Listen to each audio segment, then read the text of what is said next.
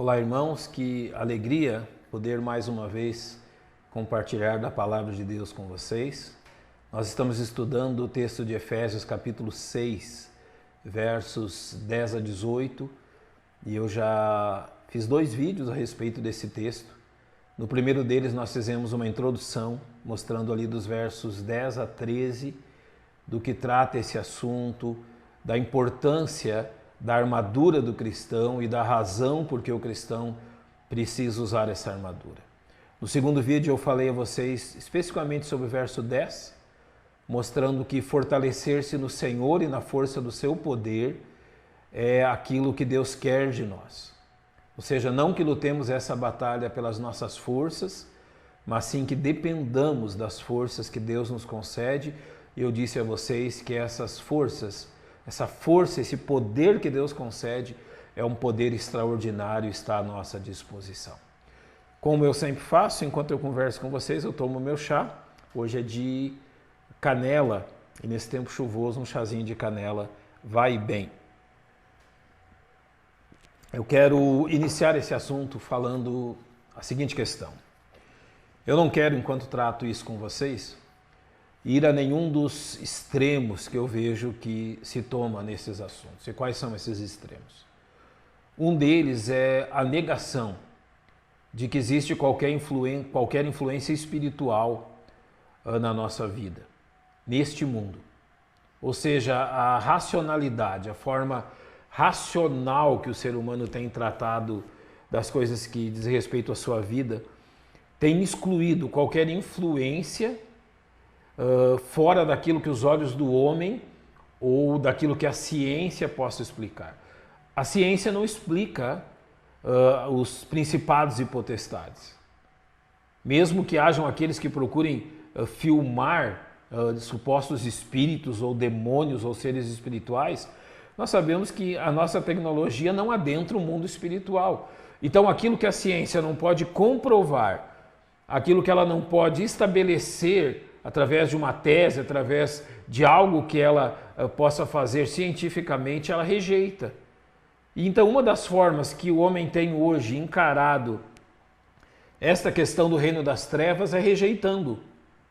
Uma vez que ele não pode ser explicado pela ciência, ele rejeita como algo que não existe.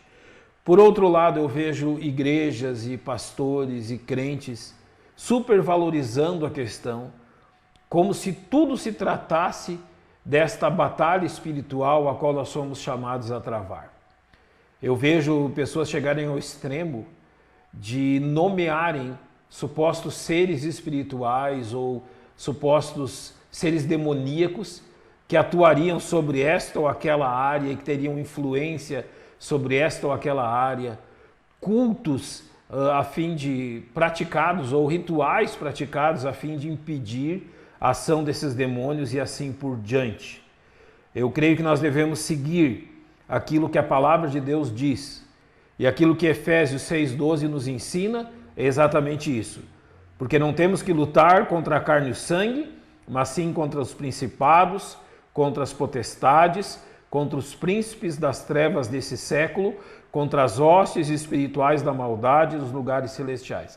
A Bíblia simplesmente declara que esta guerra existe, que ela é real e nós descansamos na declaração bíblica, na declaração que Deus faz. Esta influência espiritual citada aqui, ela não está apenas sobre os salvos, mas também sobre os incrédulos. 2 Coríntios 4,4 diz que o Deus desse século cegou os entendimentos dos incrédulos para que não lhes resplandeça a luz do Evangelho da glória de Cristo. Ou seja, esses seres espirituais, essas potestades espirituais do mal, eles agem não somente se opondo aos salvos, mas também controlando os inconversos. E é nesse contexto que nós precisamos tratar deste assunto. Então, qual é a influência dos poderes das trevas sobre os filhos de Deus? Ou seja, se a Bíblia diz que nós não estamos lutando contra homens, contra pessoas, mas sim contra o reino das trevas, qual é a influência que este reino das trevas pode ter sobre os salvos? Eu creio que primeiro eu devo dizer duas coisas. A primeira delas é que eu não creio que um ser espiritual possa possuir o corpo de um salvo, ou seja, aquilo que nós chamamos de possessão demoníaca e que tanto é descrito nos evangelhos. E por que eu entendo que um salvo não pode sofrer a possessão demoníaca? Efésios 1,13 diz que, tendo nele também crido, fostes selados com o Espírito Santo da promessa. E o que é esse selo? É uma marca de posse. Deus, então, através da habitação do Espírito Santo em nós, Ele tem deixado claro que nós somos possessão dEle. E se somos possessão de Deus, não podemos nos tornar ao mesmo tempo possessão dos demônios, de seres espirituais.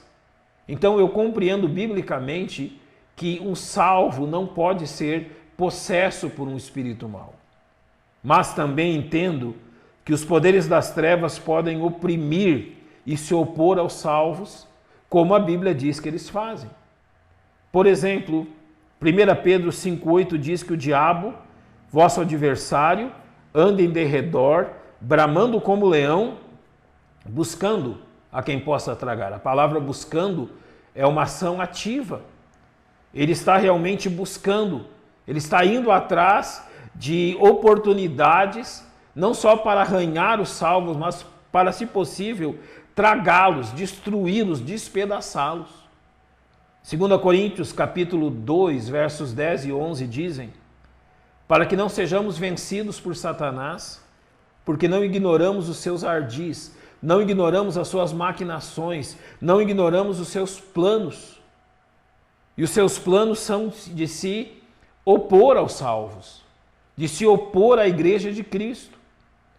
Ainda, Efésios 6,11, que é o texto que temos tratado, diz que nós devemos nos revestir de toda a armadura de Deus para que possamos estar firmes contra as astutas ciladas do diabo. Então, este reino das trevas, a qual a Bíblia está nos dizendo que a nossa luta não é contra a carne e o sangue, ou seja, não é contra homens, não é contra pessoas, mas esta luta é uma luta, acima de tudo, espiritual, contra o reino das trevas. A Bíblia está dizendo aqui que este reino das trevas, liderado por Lúcifer, pelo diabo, por Satanás, ele arma ciladas contra os crentes, ciladas contra a igreja de Cristo. Então é essa forma que ele se opõe e oprime a igreja de Cristo. Agora, indo adiante nesta questão, nós podemos ver que essa oposição, ela pode se dar basicamente de duas formas. Primeiro, se opondo aos esforços dos crentes e da igreja para obedecerem às ordens de Deus. Ou seja, se opondo a todo o planejamento, toda a ação, todo o esforço e trabalho, tanto de crentes individualmente, quanto da igreja de Cristo. Satanás se opõe contra a expansão do Evangelho. Satanás se opõe contra o desejo dos crentes de obedecerem a Cristo. E também, numa segunda questão, nos tentando ao pecado.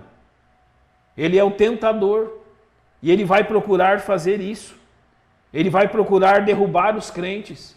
E a melhor forma que ele tem de derrubar os crentes é o quê? Fazendo com que eles sejam tentados e caiam na tentação e no pecado, para então procurar destruir a vida deles. Eu vou dar alguns exemplos. O poder das trevas procura exercer influência, principalmente para nos levar à desobediência aos mandamentos de Deus. Gênesis capítulo 3, aquilo que ele fez com Eva, aquilo que o tentador fez com Eva é um exemplo claro disso. Acima de todas as coisas, Satanás procurará, junto com o reino das trevas, ou seja, com esses principados e potestades, com os anjos caídos que o seguiram na sua rebelião, estão ativos contra a igreja e os crentes, esse é o ensinamento bíblico. Ele procurará de todas as formas que nós não obedeçamos a Deus. A nossa desobediência é o alvo dele. A nossa desobediência às ordens de Deus é aquilo que, acima de tudo, Satanás quer. Ele também procura exercer influência para dividir o povo de Deus. Você sabe o que significa a palavra diabo? No grego é diabolos, ou seja, aquele que joga uns contra os outros, aquele que está entre, jogando uns contra os outros. E o trabalho do reino das trevas e de Satanás é este. Quantas igrejas já foram destruídas pela divisão? A própria igreja em Corinto é uma demonstração disso. Paulo deixou registrado nas Escrituras. Quantas igrejas já foram enfraquecidas pela divisão entre os seus membros? Provocada por quem? Claro que nós não podemos desculpar totalmente os crentes, mas sabemos que este é o alvo de Satanás. Também ele procurará colocar-nos em situações que nos afetem emocionalmente. Desânimo, desencorajamento, medo. Satanás sabe do poder desses sentimentos e ele procurará colocar diante de nós aquilo que nos causem exatamente essas reações, aquilo que possa nos desanimar, e Satanás usa dos seus artifícios para isso, para desanimar o cristão. Você pode ler o Salmo 73, Asaf foi vítima disso, do desânimo causado pelo quê? Pela visão que ele tinha dos incrédulos. O desencorajamento que se torna tão ceifado, semeado melhor, na vida da igreja e dos crentes pelas ações de Satanás, pela perseguição, o medo que ele causa nas pessoas. Então Satanás também, o reino das trevas, procura nos afetar emocionalmente. Além disso, ele usa o nosso próprio desejo para nos levar ao pecado e à quebra com a comunhão com Deus. E principalmente das questões que envolvam imoralidade e orgulho, que são pecados que, além de destruir o nosso testemunho, quebram a nossa comunhão com Deus e se tornam tão difíceis de serem abandonados. Agora, o que fazer diante dessa influência que procura nos destruir? A primeira questão, Tiago 4,7 diz: sujeitai-vos, pois, a Deus, resisti ao diabo e ele fugirá de vós. O lugar do crente é um lugar, do salvo, é um lugar de resistência. Eu quero fazer uma diferença aqui entre o pecado e Satanás e as duas reações que temos diante disso. Por exemplo, diante da imoralidade, diante da idolatria, a Bíblia usa uma expressão, fugir. Fugir da imoralidade, fugir da idolatria. Ou seja, o crente é sábio quando ele foge diante do pecado que está diante dele. Mas agora, em relação a Satanás, não é dito fugir, nós não temos como fugir dele, nós temos como resistir a ele. E é isso que Tiago nos manda, para que então ele fuja de nós. Nós temos que resistir, a nossa participação aqui é ativa. Nós precisamos lutar contra Satanás e contra o reino das trevas. Nós também somos estimulados a usar a armadura que Deus nos deu. Efésios 6,11 diz: revesti-vos de toda a armadura de Deus, ou seja, esta aqui é a minha, sua responsabilidade. E eu estou introduzindo esse assunto nesses 3 primeiros vídeos, exatamente para que nós falemos abundantemente sobre o uso da armadura de Deus.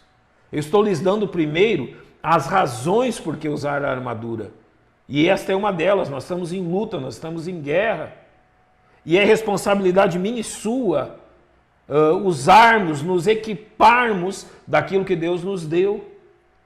E além de tudo, Colossenses, capítulo 2, verso 15 diz: e despojando os principados e potestades, os expôs publicamente, e deles triunfou em si mesmo. Um enorme encorajamento ao cristão é dado pelo fato que na cruz do Calvário, e aqui Paulo coloca bem isso, ele despojou os principados e potestades, ou seja, é este reino das trevas que luta contra nós, e os expôs publicamente deles aonde? Na cruz do Calvário, onde ele os venceu.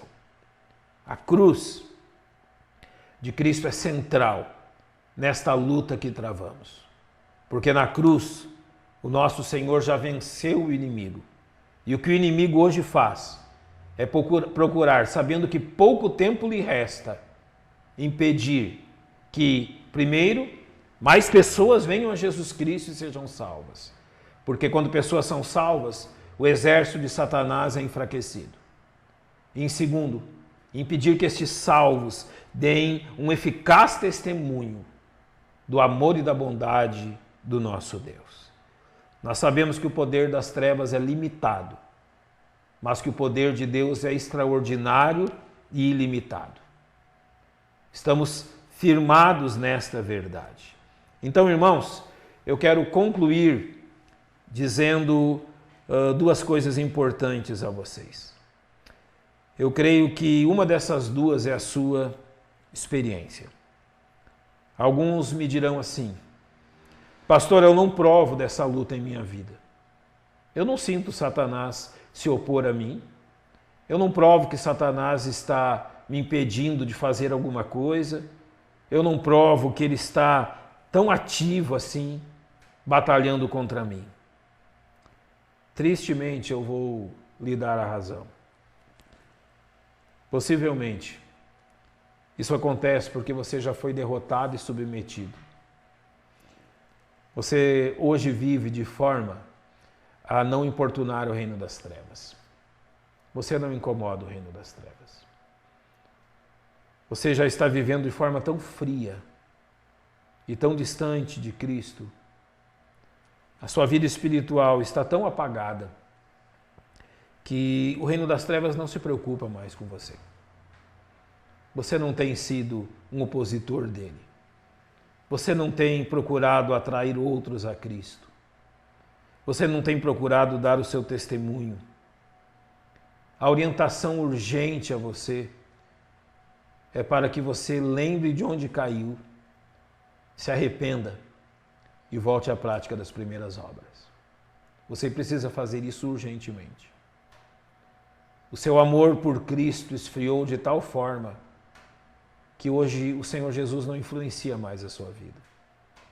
E possivelmente há tanto mundanismo aí, mesmo escondido por baixo de uma capa cristã, de uma capa de piedade. Mas a verdade é que há tanto mundanismo dentro do seu coração que Satanás já não se preocupa tanto mais com você. Você está debaixo do controle do reino das trevas, no sentido que eles já lhe deixaram frio o suficiente para que não lhes cause trabalho. Agora, a segunda questão é que outros me dirão que têm lutado diariamente, mas parece que a vitória não vem. O que eu posso lhe dizer, irmão, é que você continue na sua luta. E enquanto você luta, e aparentemente a vitória esteja longe, também a derrota está longe. Porque a derrota está próxima quando nós paramos de lutar. Mas enquanto nós estamos lutando, isso significa que a derrota está longe, mas a vitória cada vez mais perto. E qual é a nossa vitória? É quando então o Senhor vier e nos levar para casa. O que eu estou lhe dizendo? Que esta batalha durará durante toda a nossa vida. Nós vamos lutar contra o reino das trevas durante toda a nossa vida. Não haverá trégua, não haverá um minuto sequer que o reino das trevas deixará quieto aquele que está ativo no serviço do Senhor. Então encoraje-se, lembre-se, não é contra os homens, não é contra as pessoas que nós estamos lutando, mas sim contra o reino das trevas. Então nós precisamos repetir: fortalecei-vos no Senhor e na força do seu poder. Ore, leia a Bíblia, assim que a oportunidade se abrir, vá aos cultos da sua igreja, seja um crente de testemunho de fé e tome toda a armadura de Deus. E se Deus permitir, no próximo vídeo nós já vamos entrar nesses aspectos da armadura do Senhor, sabendo aí que Deus nos tem equipado muito bem. Que Deus lhes abençoe. Até a próxima.